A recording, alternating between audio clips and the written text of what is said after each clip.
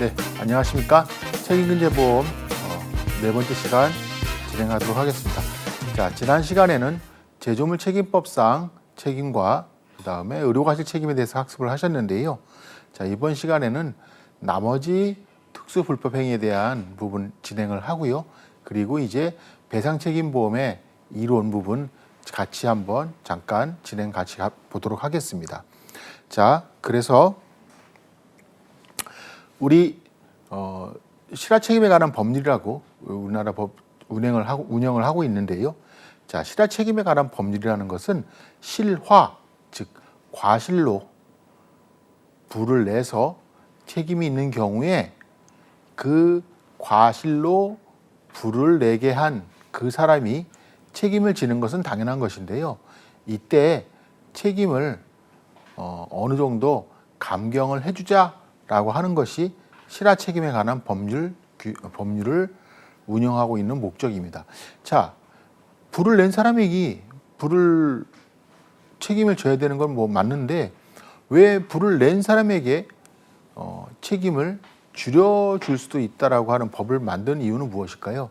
자, 생각을 해보신다면 만약에 제가 살고 있는 집에 저의 잘못으로 불이 나서 큰 불이었음에도 불구하고 운이 좋게도 장마철이라 비가 내려서 불이 금방 꺼졌어요. 그리고 옆집으로 번지지도 않았어요.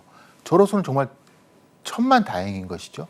자, 그런데 그게 아니고 금방 꺼질 작은 불이었는데 때마침 강풍이 불어 닥쳐서 저희 집이 불탄 것은 그렇다고 치더라도 옆에 살고 있는 집까지 모두 불이 옮겨 붙어가지고 손해가 어마어마하게 커졌어요. 자, 이때 두 번째 경우는 모든 책임을 다 지라고 하기에는 상당히 운이 없는 억울한 경우라 할 것입니다.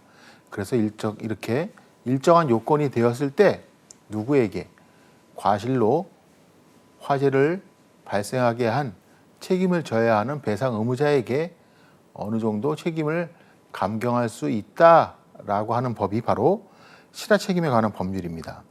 그래서 실화의 경우에는 과실 책임주의 우리 민법 제 750조 불법행위 책임이죠. 그렇죠. 그래서 과실 책임 원칙에 한 예외를 어디에 화재에 대한 배상에 대해서 운영을 하고 있는 것이 실화 책임에 관한 법률이고요. 자, 그래서 실화가 모든 과실은 다 책임을 줄여주는 것은 아니고요. 중대한 과실로 인한 것이 아닌 경우에, 즉 경과실로 손해가 생겼고 그랬을 때는 그 손해를 감경해 줄 수 있는데요. 첫째, 여러 가지 사정을 다 고려를 해야 되는데요. 첫째, 화재의 원인과 규모, 그렇죠. 화재가 왜 생겼는지, 그다음에 화재의 정도가 어느 정도 되는지, 그다음에 피해의 대상과 정도, 그렇습니다. 세 번째, 연소 및 피해 확대의 원인. 아까 제가 말씀드린 것처럼 불이 옮겨 붙게 된 이유, 아니면 불이 더 커지게 됐던 이유가 그 당시 때마침 불어든 강풍 때문이었다라고 한다면 좀 더 감경되는 비율이 더 높아지겠죠. 그렇죠? 그 다음에 피해 확대를 방지하기 위한 실화자의 노력. 정말 제가 열심히 끌려고 했는데 강풍 때문에 어쩔 수 없이 화재가 커졌다는 거. 그렇죠? 배상 의무자 및 피해자의 경제 상태. 제가 정작 배상을 해주고 싶어서 제 돈을 제가 갖고 있는 재산을 다 모아도 피해액은 100억인데 제 돈은 10억뿐이 안 된다. 예, 그렇다면 저는 뭐 어쩔 수 없는 거겠죠. 그런데 저한테 만약에 상당히가 감경해 주고 제가 앞으로 열심히 벌어서 나머지 피해액은 갚겠다라고 한다면 자, 피해자 입장에서도 어느 정도 수긍할 수 있는 부분이라고 할 것입니다. 그리고 그 외에 손해배상을 결정할 때 고려할 사정 등을 고려해서 실화자가 중과실이 아니고 고의 또는 중과실이 아니고 연소된 부분에 있어서는 이러한 요건을 모두 종합적으로 고려해서 책임을 감경할 수 있다고 정해놓은 법이 실화책임에 관한 법률이고, 이 실화책임에 관한 법률은 우리 민법 과실책임주의의 예외라고 할 것이고, 지금까지 우리가 배웠던 무과실 책임주의는 누구죠? 그렇죠. 피해자를 보호하기 위해서 무과실 책임을 운영하고 무과실 책임에 관한 법률, 제조물 책임법과 같은 것을 법률을 도입하고 그리고 의료과실 책임과 같이 약자인 의료과실 피해를 당한 사람을 보호하기 위해서 법원이 판례로서 피해자를 보호해주는 그런 이론이 추측된 것이 아니고 이번엔 반대로 가해자인 배상 의무자의 책임을 줄여줄 수 있는 그런 제도가 그런 법령이 바로 실화 책임에 관한 법률이라고 할 것입니다. 자, 그 다음에 이제 우리가 이어서 학습할 부분은요, 공동 불법행위 및 부진력 연대채무입니다. 자, 지금까지 우리가 민법상 특수 불법행위 학습을 하셨는데요.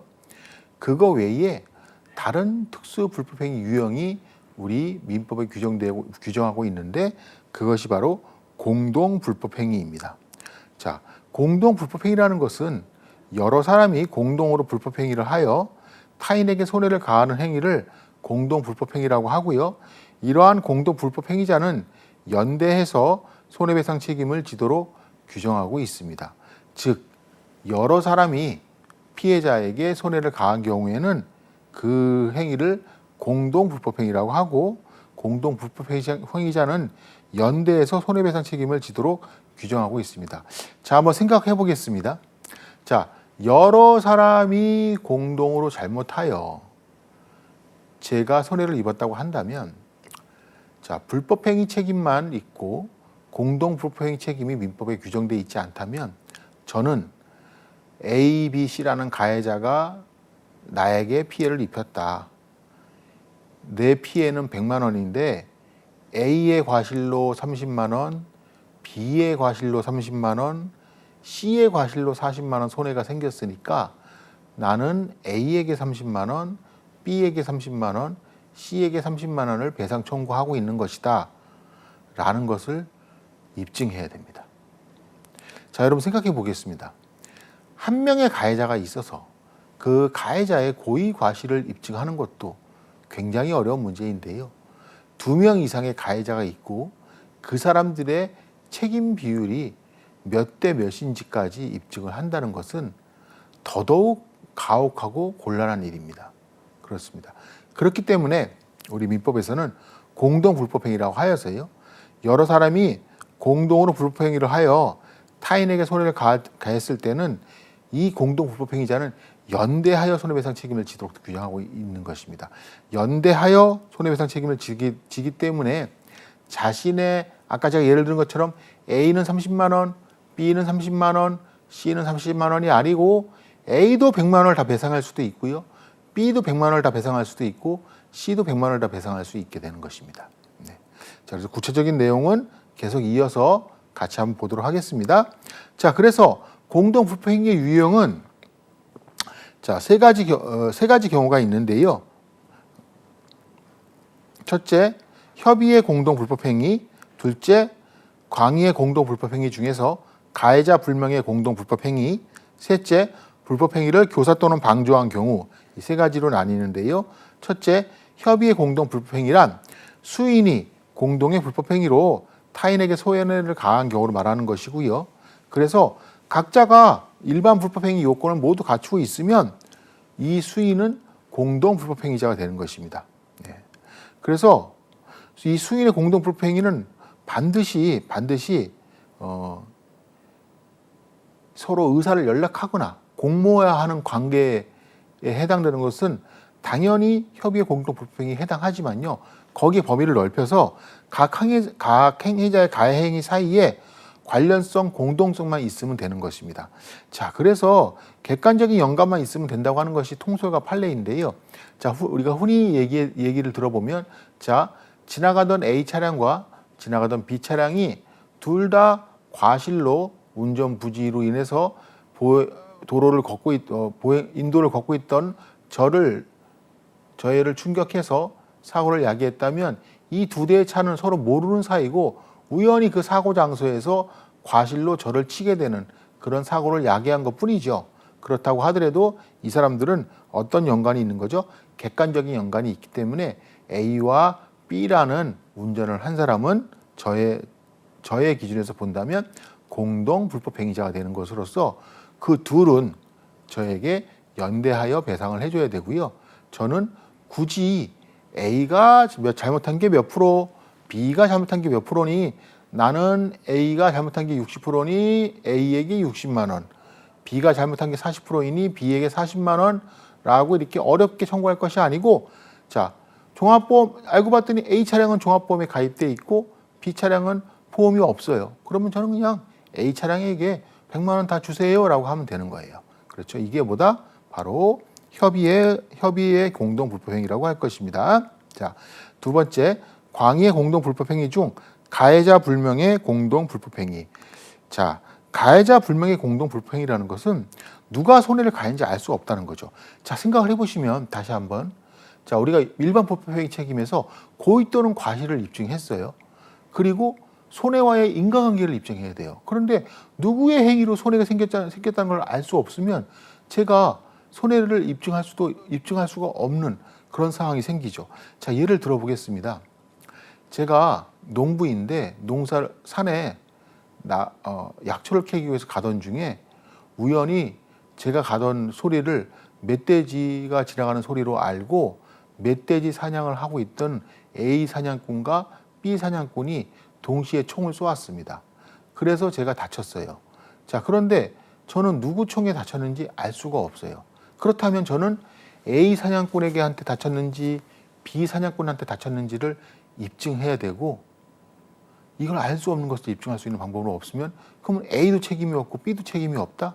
이거는 말이 안 되죠. 그렇습니다. 그렇기 때문에 가해자 불명의 공동 불법 행위라는 것이 있어서, 예? 피해자의 입증을 입증이 어려운 점을 구제하기 위해서, 예? 누구에게 손해가 가해진지를 알 수 없는 경우라도 그러한 행위가 있었다는 것만 입증이 되면 둘은 연대해서 배상을 해야 됩니다.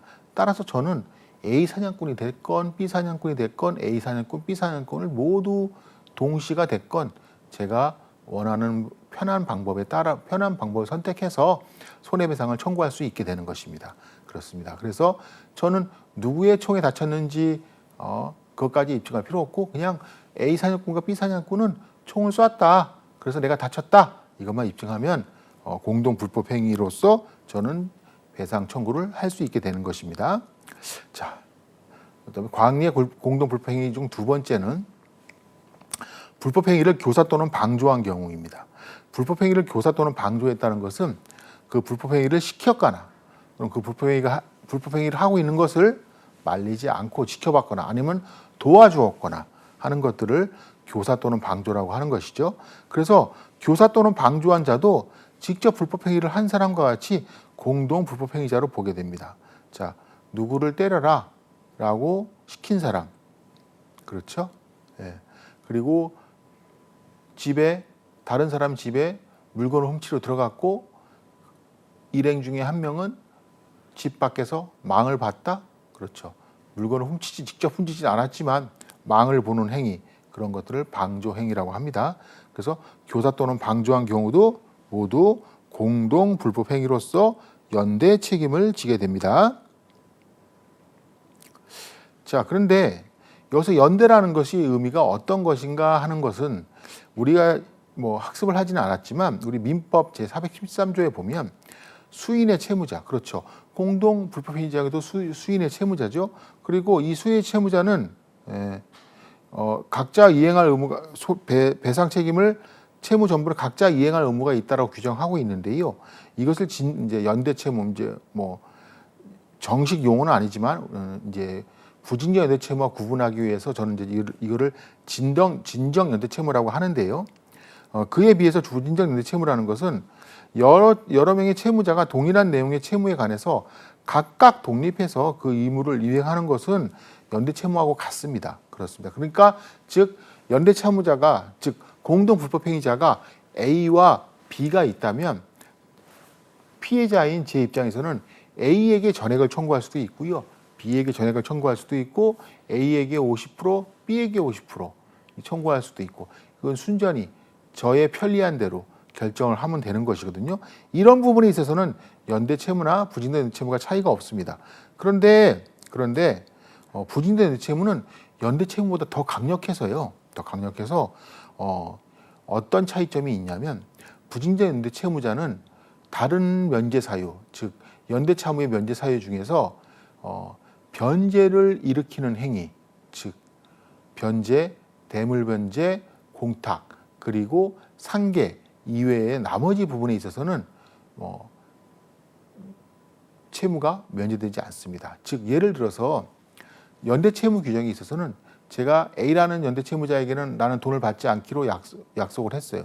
그러면 그 해당되는 금액만큼 B도 갚을 의무가 사라지는 데 비해서 부진된 연대채무 관계에서는 그렇지 않다는 거죠. 즉 A라는 사람에게 채무를 면제해줬다 하더라도 B라는 사람에게는 여전히 전액을 받아올 수 있습니다. 이것이 부진된 연대채무라 그러고, 부진된 연대채무 규정이 그래서 연대채무 규정보다 더 강력한 규정이고 누구를 더 강력하게 보호해주는 것이죠. 그렇죠. 피해자를 더 보호해주는 규정입니다.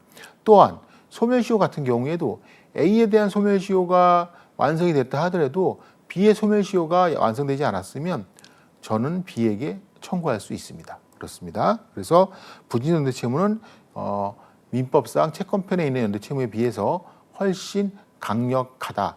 그래서 우리 민법에 있는 공동불법 행위에 있어서 연대라는 의미는 부진적 연대채무를 의미하는 것이고, 이는 피해자 보호를 위하여 연대채무 규정, 부진적 연대채무 규정, 그 다음에 공동불법 행위 규정을 운영하고 있는 민법의 취지에 합당한 그런 해석이다라는 점 기억해 주시고, 부진적 연대채무는 진정 연대채무보다 더 가해자의 책임이 강화되어 있다는 부분 기억해 주시기 바라겠습니다. 자, 그래서 아까 제가 말씀을 드리면서 이제 여러분들의 이해를 돕기 위해서 이제 사례 예를 들어서 말씀을 드렸는데요. 지금과 같이 변제, 대물변제, 공탁 이런 경우는 다른 연대 채무자에게도 똑같이 효력을 미치고, 그 수령 지체, 청구, 경정, 면제, 혼동, 소멸시효 같은 경우에는 다른 채무자에게도 이 규정이 똑같이 적용이 돼서 한 사람에게 시효가 완성되면 다른 사람에게도 시효가 완성된 것으로 해서 채무가 없어지는 데 비해서 부진된 연대채무에서는 변제, 대물변제, 공탁, 그리고 상계에 대해서만 채무 소멸의 절대적 효력, 즉 모든 부진 연대채무자가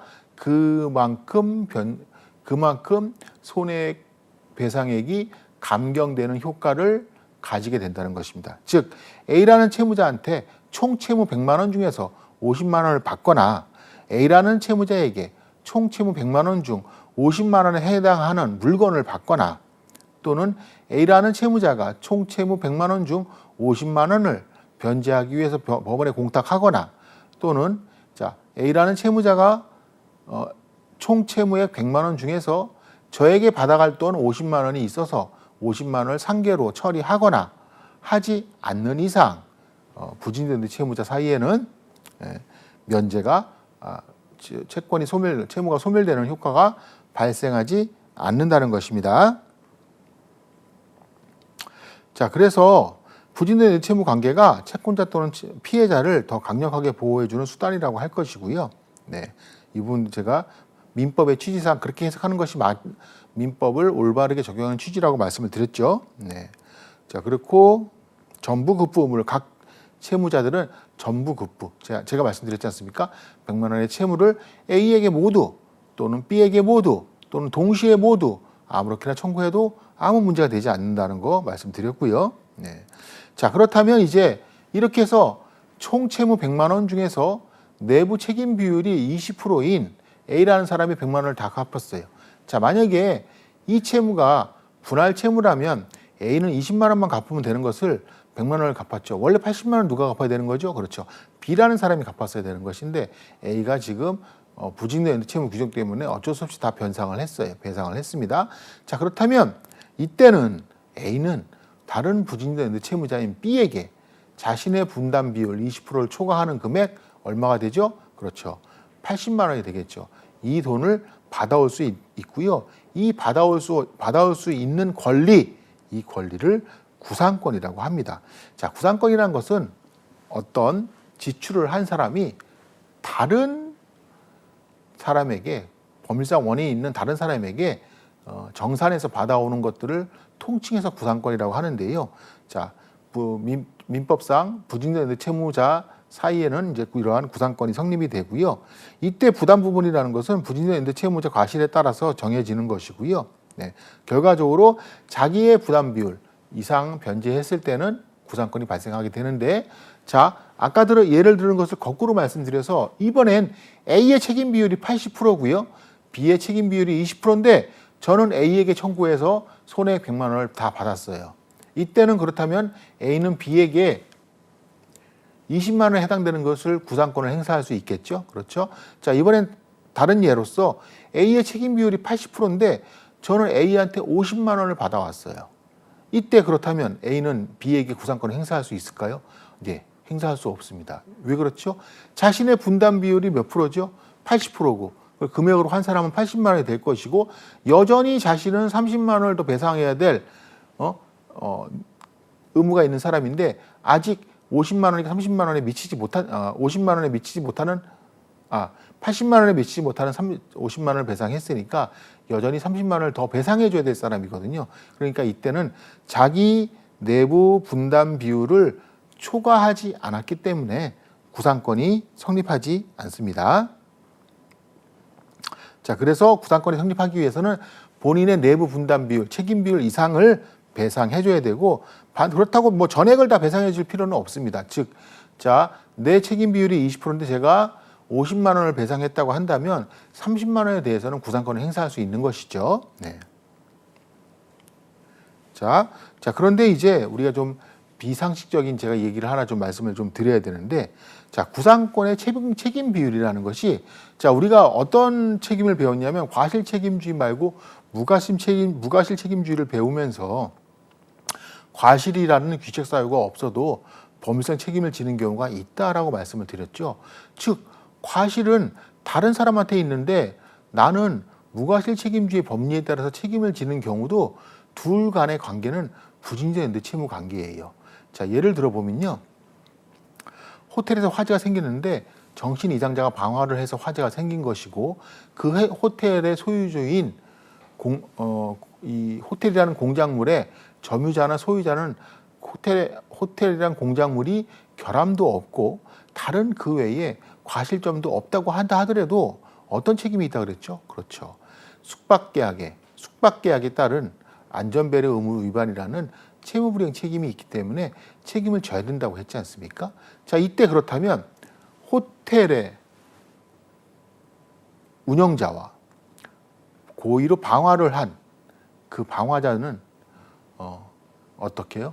피해자인 숙박한 투숙객에게 어떤 책임? 부증자 연대 책임을 지게 되고, 자, 이 숙박객 입장에서는 돈 한 푼 없는 방화자한테는 그 사람이 미워도 손해배상을 청구할 필요가 없겠죠. 어디 청구하면 되겠어요? 그렇죠. 돈이 많은 호텔 업체 측에 손해배상 청구를 하면 되겠죠.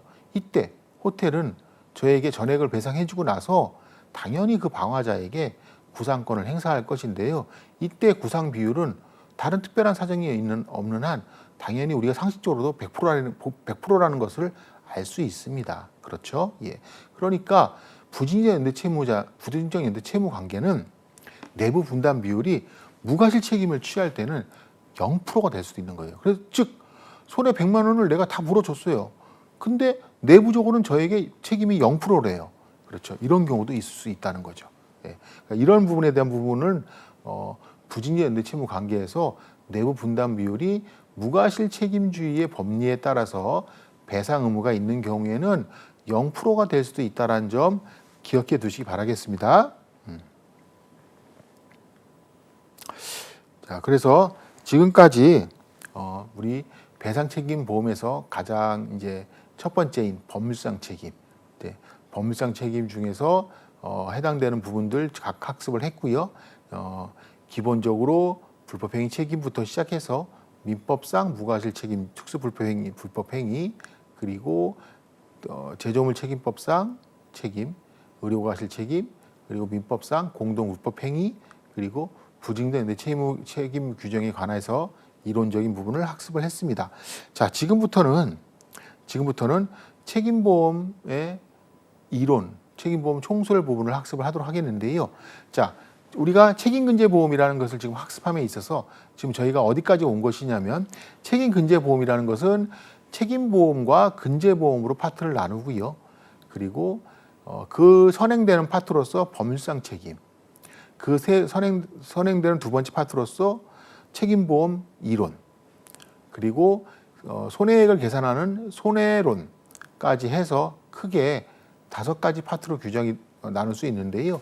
지금까지 우리는 이제 법률상 손해배상 책임, 즉 제 1번 파트 학습을 다 한 것이고, 지금 시간부터는 책임보험 총설, 책임보험 이론 중에서 책임보험 총설부터 같이 한번 보도록 하겠습니다. 자, 그래서 배상책임보험이라는 개념을 먼저 좀 어떤 것이 배상책임보험인가라는 것을 좀 우리가 이해를 하고 알고 계셔야 되는데요. 자, 피보험자가 일상생활이나 사업활동을 하는 데 있어서, 그러니까 즉 경제활동이나 일상생활을 하는 데 있어서 타인의 신체나 재물에 손해를 끼침으로써 법률상의 손해배상 책임을 지게 되었을 때 입은 손해를 담보하는 보험이 배상책임보험입니다.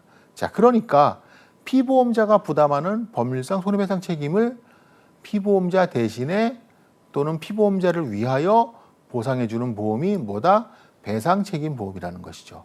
자, 그래서 그렇기 때문에 지금까지 학습한 내용이 뭐예요?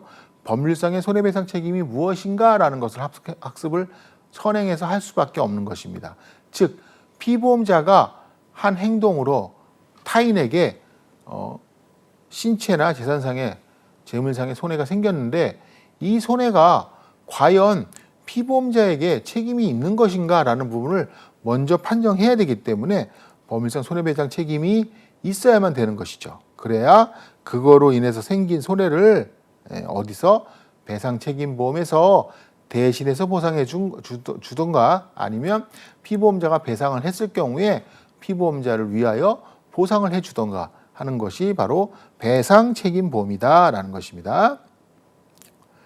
자, 그러면 책임보험이 왜 필요한가라는 부분을 생각을 해본다면, 자, 우리가 이제 일상생활에서 가장 많이 접하는 책임보험이 바로 자동차 보험인데요.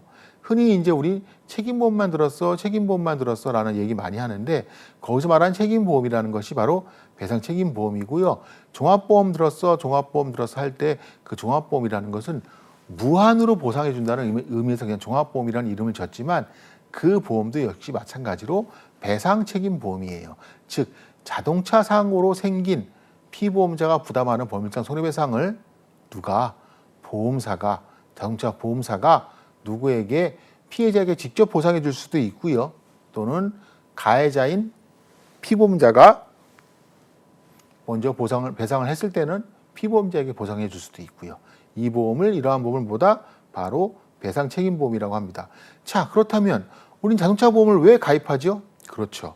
어떤 사고가 생겨서 그 사고로 어떤 손해가 얼마큼 생길지 알 수가 없어요. 그러니까 우리는 어떤 보험을 가입해요? 종합보험이라는 대인배상 툴을 가입합니다. 이때 이 보험은 감사하게도 보상 한도가 무한입니다. 정말 큰 사고가 생겨도 보상받을 수 있어요. 예.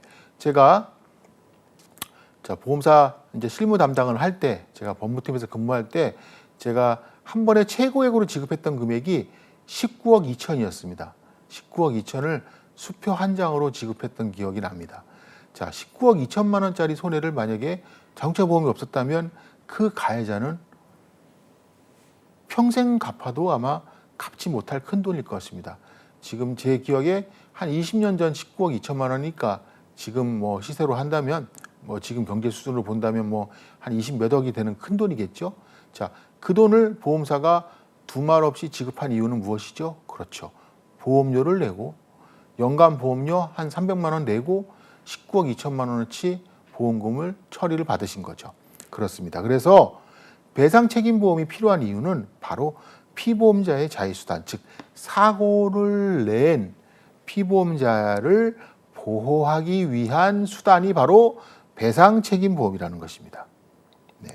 자, 그렇다면 두 번째로는 피해자의 구제 수단으로서 2차적 필요성이 있다는 것입니다. 제가 아까 말씀드렸지 않습니까?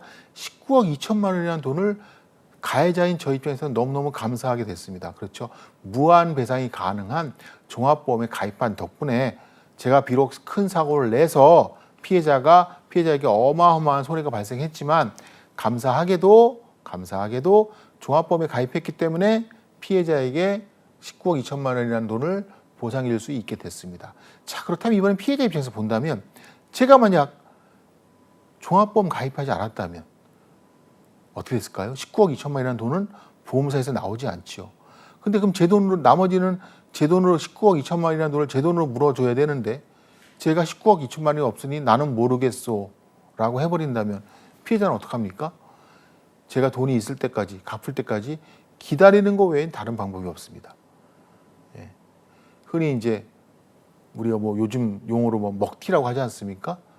그래서 뭐 먹튀라는 개념하고 상황하고는 좀 다르긴 하지만 좌우지간 나는 못 갚겠어. 알아서 해. 난 돈 없어. 라고 하면 피해자 입장에서는 달리 다른 방법이 없습니다. 그러므로 배상책임보험이라는 건 첫째로 피보험자의 자해수단이지만 둘째로는 피해자 구제수단에도 해당한다라고 하는 것이 바로 배상책임보험의 필요성이라고 할 것입니다.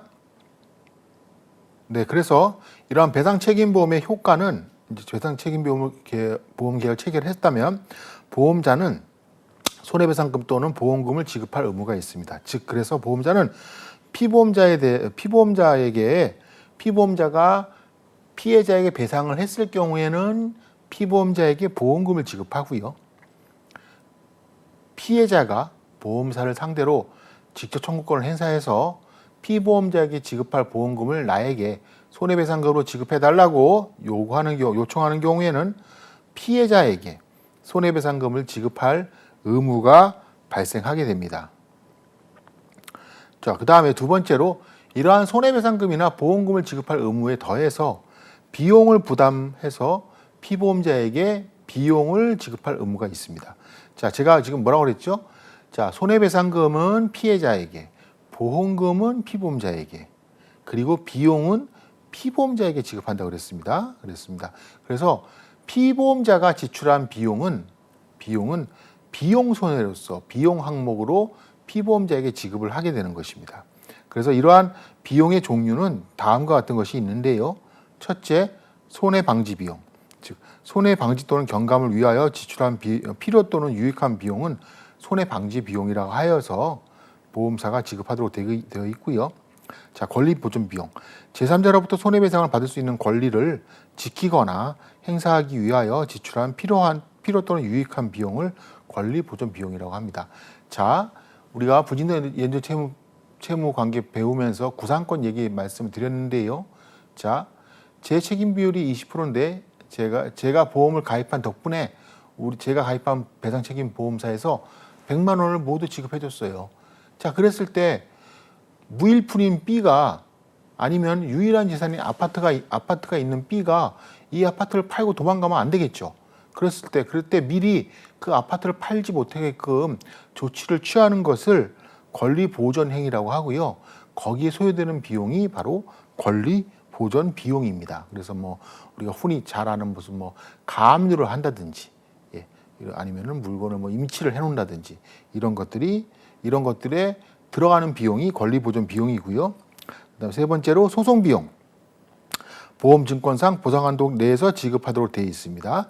자, 뭐 손해액을 확정하기 위해서 피해자에게 아니면 법률적 책임이 없는 것 같은데 피해자는 법률적 책임이 있다고 주장해서 부득이하게 소송 절차로 법률적 책임이 있다면 그 손해액은 얼마나 되는지 하는 것을 판단을 받아보겠다 해서 들어가는 비용, 소송 비용 여기서 어디서 지급합니까? 그렇습니다. 비용 항목에서 지급을 합니다. 그다음 공탁보증보험료. 자, 공탁보증보험료라는 것은 자, 이런 것입니다. 자, 1심 판결이 돼서요. 1억 원을 배상해 주기로 했어요. 그런데 저는 강남구 압구정동에 60억짜리 빌딩을 갖고 있어요. 자, 그러니까 이 1억 원 승소 판결을 받은 채권자가, 피해자가 그 1억 원을 집행하기 위해서 60억 원짜리 빌딩을 경매를 붙였어요. 이러면 제 손해가 너무 크겠죠. 그런데 경매를 해서 그 60억짜리 건물이 40억에 낙찰이 되고 피해자는 1억 가져가고 저는 겨우 39억 현금만 들고 있어요. 이렇게 돼서는 결과적으로 저는 그 건물 하나만 날린 꼴뿐이 안 되거든요. 그렇죠? 근데도 더 억울한 건 2심에서는 책임이 없다고 제가 이겼어요. 이렇게 되면 정말 저는 억울한 상황이 생기죠. 자, 그래서 1심에서 설사 또는 2심에서 설사 패소를 했다 하더라도 상급심의 판단을 받아보기 위해서 상소를 했을 경우에는 일정한 조건이 되면 그러한 저의 재산 대신에 보증보험을 가입해서 1억 원짜리 보증보험을 가입을 해서 그 보증보험료를 내고 보증보험사에 그 증권을 법원에 갖다 주면 법원에서 그 증권의 그 보증보험에 가입한 범위 내에서 집행을 잠시 보류해 주도록 돼 있습니다. 이때 들어가는 보험료가 바로 공탁보증보험료고요. 공탁보증보험료는 피보험자에게 보험사가 지급합니다. 자, 그래서 마지막으로 비용 중에서 이제 협력비용이라는 것이 있습니다. 자, 협력비용이라는 것은 예를 들어서 이렇습니다. 제가 식당을 운영하고 있는데 식당에서 식사를 하시고 나가던 손님이 바닥이 미끄러워져서 넘어져서 다치셨어요. 그래서 제 입장에서는 이거는 내가 식당 바닥을 미끄럽지 않게 관리 못한 내 책임이라고 생각을 해서 저는 당연히 책임이 있다고 생각을 했고요. 네? 그래서 보험 접수를 했어요. 고객님 죄송합니다. 제가 다행히 배상책임보험이 가입돼 있어서 보험 접수를 해드렸으니 배상책임보험사에서 아마 담당자가 연락이 와서 고객님께 적절한 배상을 해드릴 거예요. 거듭 죄송하다고 사과드립니다. 이렇게 말씀드렸는데 정작 보험사는 저한테 와서 이렇게 얘기하는 거예요. 자, 이거는 책임이 없어요. 그냥 그 손님이 잘못해서 넘어지신 겁니다. 그러니까 우리 이거 소송해서 한번 다퉈볼 필요가 있어요. 이렇게 얘기를 하는 겁니다. 저는 하고 싶은 마음이 전혀 없었거든요. 제가 그래서 그럼 얘기했어요. 아니, 나는 내가 책임이 있다고 생각하는데 그렇지가 않냐? 네, 그렇지가 않습니다. 그러니까 저희한테 협조를 좀 해주셔야 될 것 같습니다. 보험사 직원이 이렇게 얘기하면서 보험사 직원이 이렇게 말했어요. 자, 그래서 고객님이 소송을 먼저 제기해 주시고요. 네, 거기에 대한 비용은 저희가 지급을 하겠습니다. 이렇게 얘기했을 때, 그 비용은 뭐냐? 저는 보험사의 요청사항을 따른 사람이죠. 그렇죠. 그래서 그 보험사가 요청하는 내용을 따르는, 뭐 예를 들어서 무슨 자료를 갖다 달라든지, 뭘 복사해 달라든지, 아니면 법원에 나와서 증인을 서달라든지, 뭐 이런 것들, 이러한 요청사항을 해결하기 위해서 지출한 비용들은 협력비용이라고 하여서 보험사가 피보험자에게 지급을 해야 됩니다. 자, 그런데 지금까지 5가지 비용 말씀드렸는데요. 손해방지비용, 권리보존비용, 소송비용, 공탁보증보험료, 협력비용. 자, 이 중에서도 손해방지비용과 권리보존비용, 그리고 마지막에 보았던 협력비용은 보상 한도가 정해져 있는 보험의 경우에는 보상 한도와 무관하게 지급하게 되어 있습니다. 자, 이 말씀이 어떤 얘기냐면 제가 배상책임보험을 1억 원짜리를 가입을 했는데요. 자, 피해자에게 지급할 손해액이 1억 2천이라서 1억을 보험사가 다 썼어요. 그리고 손해방지 비용이 1,000만 원이 들고 권리보존 비용이 500만 원이 들고 협력 비용이 500만 원이 들었어요.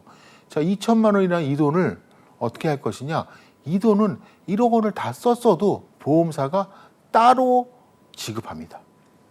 자, 이런 것을 한도와 무관하게 지급하는 비용이라 해서 손해방지 비용, 권리보존 비용, 협력 비용이 이에 해당하고요. 자, 그에 비해서 공탁보증보험료와 소송 비용은 한도 이내에서 지급합니다. 자, 그러면 아까 예를 들은 바와 같이 한도 1억 원짜리 배상책임보험이 가입되어 있는데 피해자의 손해액이 1억 2천만 원이라서 1억 원이라는 돈이 피해자의 손해액으로 전부 지급됐으면 애석하게도 공탁보증보험료와 소송비용은 지급하지 못하게 되는 것입니다. 이럴 때는 그러니까 피보험자가 지출을 했더라도 피보험자가 손실을 감수해야 되겠죠. 그럴 수밖에 없게 되겠습니다.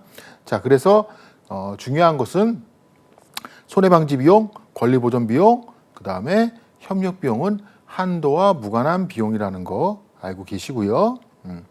자, 그 다음에 이제 지금까지는 누구의 의무를 보았죠? 그렇죠. 보험사의 보상 의무를 보았습니다. 보험사는 누구에게 보험금 또는 손해배상금을 지급할 의무가 있고 비용을 지급할 의무가 있는데 그중에서도 손권협, 손해방지비용, 권리보존비용, 협력비용은 누구 한도와 무관하게 지급해야 된다는 거 제가 말씀드린 부분 꼭 구분해서 기억해 주시고요. 자, 그 다음에 이제 두 번째로 피보험자의 의무가 있습니다. 자, 피보험자의 의무는 어떤 것이 있냐면 첫째, 손해방지 의무. 자, 손해방지 의무라는 것은 이렇습니다. 저희가 살고 있는 아파트에서 배관이 터져가지고 밑에 집에 물이 새고 있어요. 자, 그럼 저는 어떻게 해야 되죠? 일단 물이 새는 배관을 찾아서 그 물이 새지 않도록 막아야 되겠습니다. 그렇지 않으면 어떤 일이 생기죠? 방치해버리면 점점 밑에 집의 손해가 점점 커지게 돼요. 자, 이런 경우 우리 집에 누수되는 곳을 찾아서 그 누수되는 곳을 재빠르게 막는 비용, 이거는 무슨 비용이라고 하냐? 이런 비용을 손해방지 비용이라고 합니다. 자, 보험사 입장에서는 우리 집에 누수 탐지하는데 비용이 100만 원 들었고요. 그리고 그 물이 새는 곳을 찾아서 그 물이 새는 파이프를 얼른 막는 작업을 하는데 100만 원이 들어서 200만 원을 피보험자가 투입을 했어요. 자, 그래서 그걸 방치했다면 아랫집 전체 벽지와 전체 나무로 된 소재 그리고 각종 전자제품, 가전도구를 전부 다 교체를 해줬어야 되는데 재빠르게 조치를 함으로써 위에 벽지, 천장에 있는 벽지 정도만 젖어서 거기 부분만 말리고 도배를 해주는 정도로 끝났어요. 자, 그렇다면 손해가 어마어마하게 주게 됐죠. 보험사 입장에서는 너무 감사하죠. 그렇죠? 그래서 아까 제가 뭐라고 그랬습니까? 손해방지 비용은 어떻다고요? 한도와 무관하게 전액 지급한다고 말씀드렸죠. 마찬가지로 그러한 손해방지 의무가 누구한테 있느냐? 보험계약자와 피보험자에게 있습니다. 그래서 손해방지를 위해서 필요 또는 유익하였던 비용, 아까 말씀드린 누수 탐지, 누수 막는 그 비용은 보험가입 금액을 초과하더라도 보험사가 이를 모두 부담한다. 즉 손해배상금이 1억이 한도가 1억인데 손해배상금이 1억이 나왔다 하더라도 손해방지 비용이 1,000만 원이라면 이 비용을 지급해야 되는 것이죠. 자, 둘째로 하나 재미있는 판례를 말씀을 드리면 손해방지 의무가 있고 손해방지 비용은 한도와 무관하게 지급한다고 했기 때문에 자, 우리나라 대법원 판례 중에 이런 판례가 있습니다. 자, 터널을 뚫기 위해서 공사를 하고 있는데 그 터널이 붕괴되는 조짐이 보이자 이 건설사에서 이 터널 붕괴를 막기 위해서 터널 건설 비용이 1,000억 원인데 급하게 그 터널의 붕괴를 막기 위해서 2,000억이라는 돈을 썼어요. 그리고 그 터널의 붕괴를 막기 위해서 2,000억이라는 돈을 썼으니까 그거를 손해방지 비용으로 청구했더니 보험사에서는 깜짝 놀랐죠. 이건 손해방지 비용이 아니다. 무슨 한도 1,000억 원짜리 보험에 2,000억 원을 달라 그러느냐. 이건 말도 안 된다라고 해서 결국은 소송으로 진행이 됐는데 우리 대법원에서 어떻다고요? 그렇습니다. 손해방지 비용이다. 붕괴를 막기 위해서 붕괴라는 더 큰 손해를 막기 위해서 피보험자인 건설회사가 돈을 썼는데 그냥 그 돈이 우연치 않게 너무 많다. 그래도 뭐라고 약속했냐? 보험 가입 금액을 초과하는 경우라도 보험사가 부담하기로 약속하지 않았느냐? 2,000억 원 줘라 라고 판결했습니다. 가장 극단적인 예이긴 하지만 실제 있었던 사례예요. 그렇죠? 네, 그래서 손해방지 의무도 있고 보험사는 그에 대응하여 손해방지 비용을 한도와 무관하게 지급할 의무가 있습니다. 자, 두 번째로 사고 발생 통지 의무입니다. 자, 보험사 입장에서는 배상 책임을 부담해야 할 사고가 생긴 것은 알 수가 없습니다. 누가 알려주지 않는 이상? 그렇죠. 계약자나 피보험자가, 특히 피보험자가 알려주기 전에는 이를 알 수도 없고요. 또 보험사는 항상 노심초사하는 것이 어떤 문제가 있느냐면 아까 제가 말씀드린 것처럼 제가 식당을 운영하는데 바닥이 미끄러워서 손님이 넘어져 다친 줄 알았더니 그냥 손님의 부주의로 사고가 생겼던 거죠. 근데 저는 그것도 구분을 제대로 못하니까 제가 뭐 법률 전문가 보험사처럼 뭐 법률 전문가도 아니고 이런 배상 책임이 있네 없네 이런 것들도 잘 모르는 일반인이에요. 그렇지만 그냥 저는 우리 가게에 온 손님이 우리 가게 안에서 다쳤으니 내가 책임이 있겠거니라고 해서 그냥 보험사에는 알리지도 않고 저는 이렇게 생각한 거죠. 아, 보험이 내가 배상 책임 보험 가입하고 있으니까 내가 이 손님 치료비며 일 못한 거며 위자료면 내가 다 주고 나서 청구하면 우리 보험사에 돈 주겠지라고 생각하면 안 된다는 거죠. 자, 어떤 일이 생겼어요? 보험사 기준에서 그리고 그동안의 법률 이론이나 판례나 이런 것들을 보았을 때 이거는 배상을 해줄 필요가 없었던 건데 제가 잘 몰라서 배상을 해준 거예요. 그렇죠. 이랬을 때는 피보험자인 식당 주인 저는 제3자 즉 넘어진 그 손님으로부터 배상 청구를 받았을 때는 지체 없이 보험사에게 통지를 해서 이러한 상황이 생기지 않게 방지를 해야 됩니다. 자, 왜 그러냐면 보험사가 얼른 나와서 정말 바닥이 기름으로 미끄러웠는지도 조사하고요. 그리고 그 피해자분의 신발은 어땠는지, 그렇죠? 그다음에 뭐 다리가 부러졌다고 하는데 아니면 무릎이 다쳤다고 하는데 혹시 전에 다친 것은 아닌지, 그리고 한 달에 1,000만 원씩 번다고 하는데 정말 1,000만 원을 버는 게 맞는지, 등등등등 해서 손해를 산정하는 데 있어서 필요한 사항, 그다음에 법률적 책임이 있는지 없는지, 보험사한테 보상 책임이 있는지 없는지를 판단하는 데 있어서 필요한 사항들을 조사를 피보험자 대신 해서 적정한 손해배상 책임 유무와 적정한 손해배상액을 결정할 수 있는 기회를 누구에게? 보험사에게 주어야 합니다. 그렇기 때문에 피보험자가 제3자로부터 배상 청구를 받았을 때에는 지체 없이 보험사에게 이를 통지해 주어야 되고요. 이러한 통지를 함으로써 보험사는 손해에 대한 조치를 강구하고 보험금의 지급에 대비할 수 있게 되는 것이고요. 또 설사 그런 통지가 옴으로써 또 보험사는 피보험자에게 협조 요청을 할 수도 있고, 이때 뭐라 그랬죠? 그렇죠. 협력 비용 따로 한도와 무관하게 지급한다고 말씀드렸지 않습니까? 네. 이렇게 되는 것이고요. 자, 그다음에 마지막으로 어떤 피보험자는 손해방지 의무도 있고요. 통지 의무도 있고요. 마지막으로 협력 의무가 있습니다. 즉 보험사가 손해를 산정하는 데 있어서 대부분은 보험사가 다 전문가예요. 그렇죠. 그렇게 되는데 제3자에 대해서, 즉 피해자에 대해서, 제가 식당 주인인데 피해자가 넘어진 사고에 대해서 피해자가 1,000만 원을 요구해서 저는 덜컥 1,000만 원을 줘버렸어요. 그런데 보험사 입장에서는 300만 줘도 되는 사고라는 거죠. 손해배상액이 산정을 해보니까 300만 원이야. 근데 1,000만 원을 주셨어요, 고객님. 저희는 고객님께 300만 원뿐이 못 드려요. 이런 갈등이 생길 수가 있습니다. 그렇죠. 그래서 어떤 의무를 부여하고 있냐면 보험자에 대한 협의 의무, 협력 의무라고 해서 제3자, 즉 피해자에 대해서 돈을 갚거나 그래 맞아요, 제가 1,000만 원이 있는 게 맞습니다, 이렇게 승인을 하거나, 아니면 그래요, 뭐 손해가 얼마인지 모르지만 제가 1,000만 원을 지급하는 것으로 합의를 하시죠, 이러는 것을 화해라고 하거든요. 이런 것들을 하기 전에는 보험사와 보험자와 반드시 협의를 해야 됩니다. 그래서 결국은 그렇게 되면 어떻게 되는 것이죠? 보험사 입장에서는 정당한 배상 책임이 있는지, 객관적인 손해액이 얼마인지를 보험사가 어드바이스 해줄 수도 있겠고요. 그렇죠? 그리고 그 적정 여부를 결정해서 피보험자에게 알려줄 수도 있겠죠.